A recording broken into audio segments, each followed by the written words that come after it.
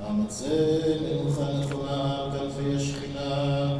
ומעלות הקדושים וטהורים כזוהר הרקיע מאירים ומזהירים לנשמות 6 מיליוני אחינו בני ישראל אנשים, ילדים וילדות שנהרגו ושנשחטו, שנשרפו, שנחנקו, שנטבעו ושנקברו חיים בידי הנאצים בישראל יימח שמם אושוויץ, מיידנק, טרבלינקה, מאוטהאוזן, ברגן-בלזן ובריזיera של סן סבא ובישאר.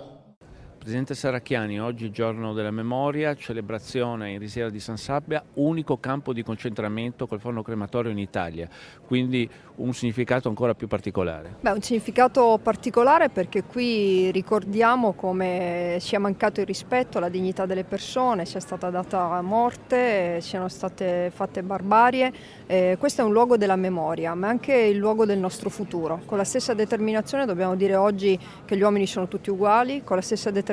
dobbiamo dire che dobbiamo far fronte ai nuovi totalitarismi, dobbiamo far fronte alle nuove barbarie, ma dobbiamo farlo nella convinzione, come fu in passato, che dobbiamo combattere tutti insieme affinché i valori migliori della civiltà umana si irrigano a valori di tutti, esattamente come questo luogo oggi ci ricorda.